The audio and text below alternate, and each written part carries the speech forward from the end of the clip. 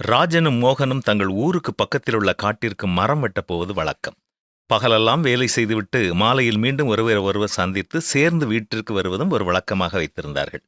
பல நாட்களாக மோகன் கவனித்த ஒரு காரியம், ராஜன் தன்னை விட அதிகமான அளவிற்கு விறகு வெட்டி சேர்த்திருப்பதையும் களைப்படையாமல் இருப்பதையும் பார்த்தான். இது மோகனுக்கு மிகப்பெரிய ஆச்சரியம். நம்மைப் போலதானே ராஜனும் இருக்கிறான். அவனால் மட்டும் எப்படி இவ்வளவு அதிகமாக விறகு வெட்ட முடிகிறது? பார்த்தால் களைப்பாகவும் தெரியவில்லை என்று ஆச்சரியத்தை அடக்கிக் கொள்ள முடியாமல் ஒரு நாள் அவனிடத்திலேயே கேட்டான். அப்பொழுது ராஜன் சொன்ன பதில் இதுதான். நான் இடையிடையே அடிக்கடி ஓய்வெடுத்துக் கொள்கிறேன் என்று சொன்னான்.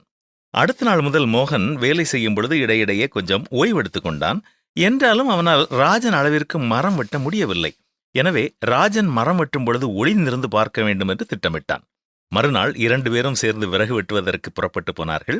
குறிப்பிட்ட இடத்திலிருந்து வெவ்வேறு திசையிலே பிரிந்து சென்ற பிறகு ராஜனுக்கு தெரியாமல் மோகன் மெதுவாக அவனை பின்தொடர்ந்து சென்றான். சுமார் 1/2 மணி நேரம் அவன் மரம் வெட்டிவிட்டு ஓய்வாக அமர்ந்தான். ஆனால் அவன் ஓய்வு நேரத்திலே ஜெபம் செய்தான். பின்பு அவனுடைய கோடாலியை தீட்டினான். இந்த 2 காரியங்களினாலும் ராஜன் அதிகமாக மரம் வெட்ட முடிகிறது என்பதை புரிந்து கொண்டான் மோகன்.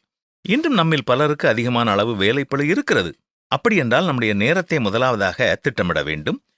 மேலும் இடையே நேரத்தை வீணாக்காமல் ஓய்வெடுக்க வேண்டிய நேரங்களில் ஓய்வெடுத்து பணியை சிறப்பாக செய்ய கடவுளிடம் பலனையும் ஞானத்தையும் பெற்று உண்மையாக முயற்சி செய்யும் பொழுது நாமும் நம்மிடத்திலே எதிர்பார்க்கப்படும் எல்லா பணிகளையும் சிறப்பாக செய்து முடிக்க முடியும். உன் வழிகளிலெல்லாம் அவர் நினைத்துக்கொள். அப்பொழுது அவர் உன் பாதைகளை செவ்வைப்படுத்துவார் என்றுதான் பரிசுத்த வேதமும் நமக்கு கற்றுக் கொடுக்கிறது. நம்முடைய சொந்த பலத்தின் மேல் நம்பிக்கை வைக்காமல் கர்த்தர் நமக்கு தேவையான ஞானத்தையும் பலனையும் கிருபையும் தருவார் என்று முழு நிச்சயமாக நம்பி நம்முடைய வேலையை தொடரும் பொழுது மாலையில் திருப்தியோடு நாம் வீடு திரும்ப முடியும். செய்துதான் பாருங்களேன்.